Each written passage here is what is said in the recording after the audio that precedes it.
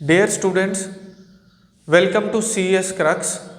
Our topic is beam search algorithm in artificial intelligence. Beam search algorithm basically best first search algorithm का ही एक variant है. Beam search algorithm space complexity को take care करता है, space complexity को बेहतर करता है as compared best first search algorithm.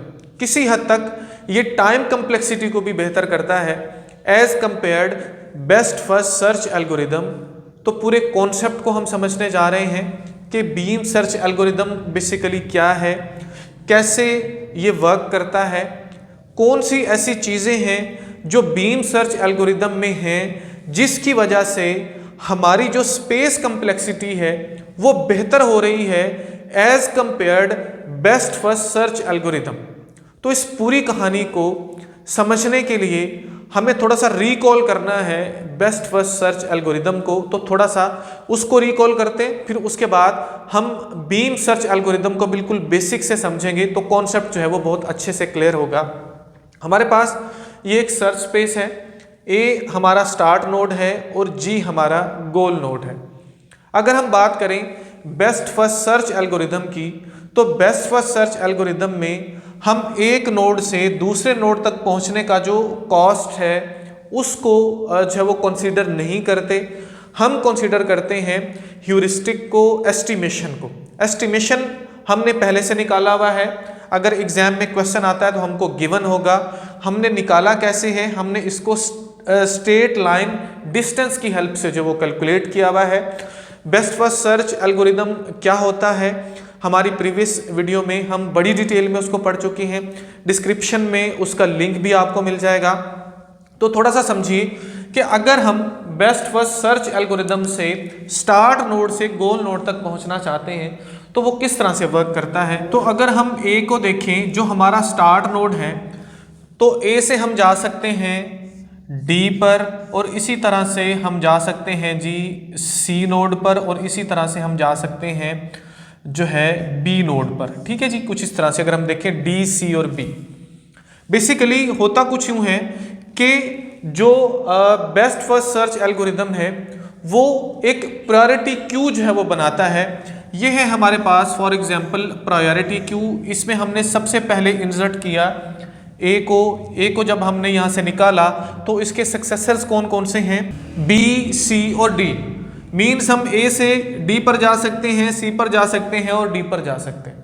हमने यहाँ पर जो है इन तीनों को इंसर्ट करना है किसमें, इस प्रायोरिटी क्यू में.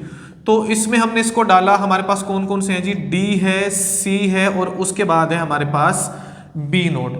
अब हम यहाँ पर देखते हैं ह्यूरिस्टिक को, एस्टिमेशन को. तो डी हमको जो है वो गोल नोड पर पहुँचाता है 34 कॉस्ट में और सी जो है वो हमको पहुँचाता है 24 कॉस्ट में और बी हमको गोल नोड पर पहुँचाता है 31 कॉस्ट में. अब ये तीनों जो हैं प्रायोरिटी क्यू में होती हैं. तो उसके बाद ये जो एल्गोरिदम है बेस्ट फर्स्ट सर्च एल्गोरिदम को हम रिकॉल कर रहे हैं, ये क्या करता है, ये इनको जो है वो सॉर्ट करता है. जब ये सॉर्ट करता है, सॉर्टिंग के बाद ये देखता है कि हमारे पास जो बेस्ट पाथ है वो कौन सा है. बेस्ट पाथ मींस जिसका जो जिस नोड से गोल नोड तक पहुंचने का जो कॉस्ट है वो सबसे कम है. तो यहाँ पर सबसे कम कॉस्ट किसका है, इसके मुताबिक हमारे पास सबसे कम कॉस्ट है किसका, सी का. तो सी बेसिकली आगे कहाँ तक हमको लेकर जा रहा है, हमको एफ के पास लेकर जा रहा है, इसी तरह से के पास लेकर जा रहा है, इसी तरह से वो हमको डी के पास भी लेकर जा रहा है. बेसिकली वो ऑलरेडी ऐड है लेकिन फिर से भी हम लिख सकते हैं. और इसी तरह से डी के साथ साथ वो हमको लेकर जा रहा है कहाँ पर, ई पर. अब हमने क्या किया, हमने जब सी को यहाँ से निकाला उसके बाद हमने उसके सक्सेसर्स को डाल दिया किसमें जी, प्रायोरिटी क्यू में. तो यहाँ पर कौन कौन आ गया जी, एफ आ गया, उसके साथ आ गया जी के के बाद जो है डी ऑलरेडी मौजूद है, ई भी जो है वो यहाँ पर आ गया. हमने इन सभी नोड्स को इंटर किया प्रायोरिटी क्यू में जिसको हम ओपन लिस्ट भी बोलते हैं. तो ये है हमारी ओपन लिस्ट. एफ का अगर हम एस्टिमेशन देखें तो एफ हमको गोल नोड पर लेकर जा रहा है 16 कॉस्ट में, के हमको लेकर जा रहा है 22 कॉस्ट में, डी हमको लेकर जा रहा है 34 कॉस्ट में और ई हमको लेकर जा रहा है जी 18 कॉस्ट में। अब क्या होगा, प्रायोरिटी क्यू इन सभी नोड्स को यहां पर फिर से सॉर्ट करेगा। सॉर्ट करने के बाद देखेगा कि किस नोड का सबसे कम एस्टिमेशन कॉस्ट है गोल तक पहुंचने का, तो वो कौन सा है, वो है जी ई। ठीक हो गया, कुछ इस तरह से ये एक्सप्लोर करता है। तो जो चीज हम समझना चाह रहे हैं, अब यहां पर ऐसा हो रहा है कि जितने भी नोड्स हैं उन सभी नोड्स को हमने डाला हुआ है इस प्रायोरिटी क्यू में, इन बेस्ट फर्स्ट सर्च। अब जितने भी नोड आते जाएंगे, वो नोड जो एक्सप्लोर हो गया, जो हमारा एक प्रॉमिसिंग पाथ वाला नोड था, उसको हमने ओपन लिस्ट से डाल दिया किसमें, क्लोज लिस्ट में। ये जो हमने निकाले बेसिकली वो किसमें डाल रहे हैं, वो क्लोज लिस्ट में डाल रहे हैं। लेकिन यहां पर क्या हो रहा है, जितने भी हमारे पास नोड्स हैं, जैसे बी था, जैसे हमारे पास डी था, डी तो दोबारा आया, लेकिन अगर बी है या आगे अगर हम चलते हैं, तो जितने भी ये सारे के सारे नोड्स होंगे हमने उन सबको डाला हुआ है प्रायोरिटी क्यू में। अब ना सिर्फ वो यहां पर स्पेस ले रहे हैं, बल्कि उसके साथ साथ दूसरा प्रॉब्लम ये फेस करना पड़ रहा है कि हर बार उनको जब सॉर्ट किया जाता है तो नंबर ऑफ एलिमेंट्स हमारे पास बढ़ते जा रहे हैं। अब जो बीम सर्च एल्गोरिदम है, बीम सर्च एल्गोरिदम ये बोलता है कि आपको इन सभी नोड्स को इस प्रायोरिटी क्यू में ओपन लिस्ट में रखने की जरूरत नहीं। वो आपको एक नंबर देता है, एक वैल्यू देता है, जिसको आप बोलते हो बीटा वैल्यू। ठीक है जी, इसको बी से भी डिनोट किया जाता है और समटाइम इसको एन से भी डिनोट किया जाता है। अब वो जो बीटा वैल्यू है, फॉर एग्जाम्पल हमको यहां पर प्रोवाइडेड है बीटा वैल्यू 2, तो हमको क्या करना है, जब हमने इनको एक्सप्लोर किया, दोबारा से हम बिल्कुल स्टार्ट से आ रहे हैं, ए से हमारे पास कितने नोड्स फर्दर हम जा सकते हैं जी, हम डी पर जा सकते हैं, सी पर जा सकते हैं, बी पर जा सकते हैं। अब जो बीम सर्च एल्गोरिदम है वो ये कहता है कि आपको इन तीनों को लिस्ट में डालने की जरूरत नहीं, आपने क्या करना है, आपने बेस्ट ऑफ 2 रख दें। ठीक है जी, ए को जब हमने निकाला यहां से, तो फर्दर हमारे पास जो पाथ है वो डी नोड तक जाने का है, सी के पास हम जा सकते हैं, बी के पास जा सकते हैं। अब क्या है, बी हमको गोल नोड तक ले जाएगा 31 कॉस्ट में, जो सी है वो हमको ले जाएगा 24 कॉस्ट में, और डी हमको ले जाएगा 34 कॉस्ट में। हमने इन तीनों को इस ओपन लिस्ट में प्रायोरिटी क्यू में नहीं डालना, बल्कि बेस्ट ऑफ 2 को डालना है। बेस्ट ऑफ 2 कौन है, जिनका ह्यूरिस्टिक कम है। तो इन तीनों में से किसका ह्यूरिस्टिक कम है, सी का और बी का। हमने क्या किया, हमने सी को और बी को डाल दिया प्रायोरिटी क्यू में। कुछ इस तरह से वर्किंग होगी, तो इसी को आगे लेकर चलते हैं ताकि कहानी अच्छे से समझ आ सके कि किस तरह से ये वर्क करता है। तो जी हम इसको रेज कर लेते हैं यहाँ तक, तो कुछ इस तरह से ये काम करेगा। इसको हमने रेज कर लिया, डी को हमने छोड़ दी, डी को हमने इंक्लूड ही नहीं करना। अब हमारे पास सिर्फ और सिर्फ ये 2 नोड्स पड़े हुए हैं हमारी ओपन लिस्ट में। तो इन बेस्ट ऑफ 2 में से कम कौन सा है, कम है सी, क्योंकि सी का जो एस्टिमेशन कॉस्ट है, जो कोई हेरिस्टिक है गोल नोड तक ले जाने का, वो है 24। तो 24 से अगर हम आगे देखें, सी से अगर आगे देखें, तो सी से हम जा सकते हैं डी पर, सी से हम जा सकते हैं ई पर, इसको लिख लेते हैं यहाँ पर डी पर, और इसी तरह से हम जा सकते हैं कहाँ पर जी, ई पर, और इसी तरह से हम जा सकते हैं जी के पर, और इसी तरह से ये हमको लेके जा सकता है एफ पर। सी से फर्दर हमारे पास जो है वो 4 पाथ हैं। तो हमने इन चारों को प्रायोरिटी क्यू में नहीं डालना, सी तो निकल चुका है, इन चारों को हमने प्रायोरिटी क्यू में नहीं डालना, बल्कि बीटा की वैल्यू कितनी है जी, 2 है। वो कौन कौन से हैं, बेस्ट ऑफ 2। बेस्ट ऑफ 2 कौन से हैं, जिनका ह्यूरिस्टिक कम है। तो डी हमको लेके जा रहा है कितनी कॉस्ट में, 34 में।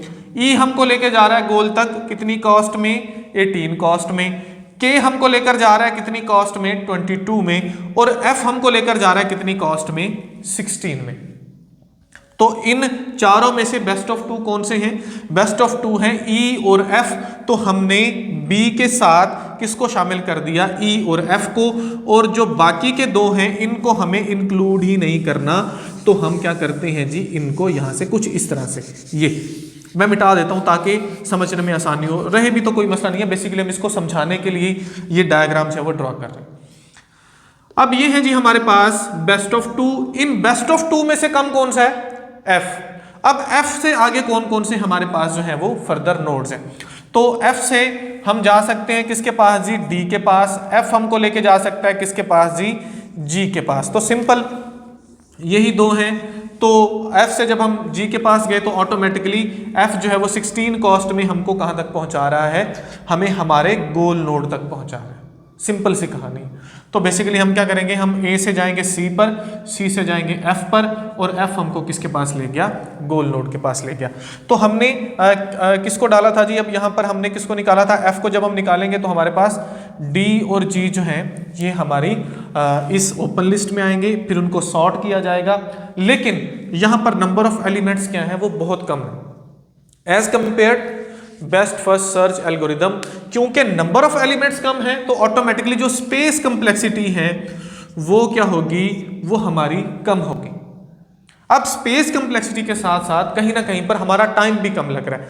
टाइम किस तरह से, अगर नंबर ऑफ एलिमेंट्स ज्यादा है तो उनको सॉर्ट करने में ज्यादा टाइम लगेगा, अगर नंबर ऑफ एलिमेंट्स कम है तो ऑटोमेटिकली उनको सॉर्ट करने में हमारा जो टाइम है वो कम लगता है।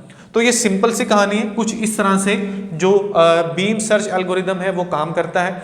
लेकिन हमारे पास यहाँ पर होती है जी बीटा वैल्यू दी हुई होती है, हमको उतने ही नंबर ऑफ नोड्स को प्रायोरिटी क्यू में डालना होता है, ओपन लिस्ट में डालना होता है, बाकी सभी को हम जो है वो इग्नोर करते हैं, उनको हम हमारी लिस्ट में शामिल नहीं करते। अब इस पूरी कहानी को एक और तरह से समझते हैं ताकि कॉन्सेप्ट अच्छे से समझ आ सके। फॉर एग्जाम्पल ये एक मेरा नोड है और इससे फर्दर मेरे पास इतने जो है वो सक्सेसर्स हो सकते हैं। तो बजाय इसके कि इन सभी नोड्स को प्रायोरिटी क्यू में डाला जाए, हम क्या करेंगे, हम यहां से बेस्ट ऑफ 2 को सिलेक्ट करेंगे। इन बेस्ट ऑफ 2 में से भी जो बेस्ट है उसको फर्दर हमको आगे एक्सप्लोर करना है। जब हम इनको आगे एक्सप्लोर करते हैं तो इसमें बहुत सारे नंबर ऑफ नोड्स हैं, लेकिन इनमें से हमने किनको प्रायोरिटी क्यू में डालना है, बेस्ट ऑफ 2 में इन दिस केस, क्योंकि यहां पर बीटा की वैल्यू है 2, इस बात को याद रखना है। फिर आगे इसमें से जिसका ह्यूरिस्टिक कम उसको हमने फर्दर जो है वो एक्सप्लोर किया, और इनमें से हमको किनको डालना है, बेस्ट ऑफ 2 को। मींस जो बाकी के नोड्स हैं उनको हम हमारी ओपन लिस्ट में शामिल ही नहीं कर रहे, तो ऑटोमेटिकली हमारी जो स्पेस कंप्लेक्सिटी है वो कम होगी। तो अगर हम बेस्ट फर्स्ट सर्च की बात करें तो उसमें जो स्पेस कंप्लेक्सिटी है वो है ऑर्डर ऑफ b की power d। b means branch factor और d मीन्स डेप्थ।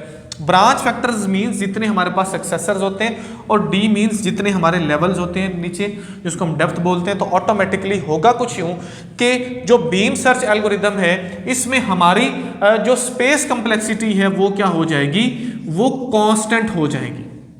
लेकिन कुछ पॉइंट्स जो याद रखने के हैं वो ये हैं कि जो बीम सर्च एल्गोरिदम है ये एक कंप्लीट एल्गोरिदम नहीं है, जबकि जो बेस्ट फर्स्ट सर्च एल्गोरिदम है वो एक कंप्लीट एल्गोरिदम है। हाँ, यहां पर हमारी जो स्पेस कंप्लेक्सिटी है वो कांस्टेंट हो गई, लेकिन ऐसा पॉसिबल है कि हम इस तरफ मूव करते जा रहे हैं जबकि हमारा ह्यूरिस्टिक ही गलत था।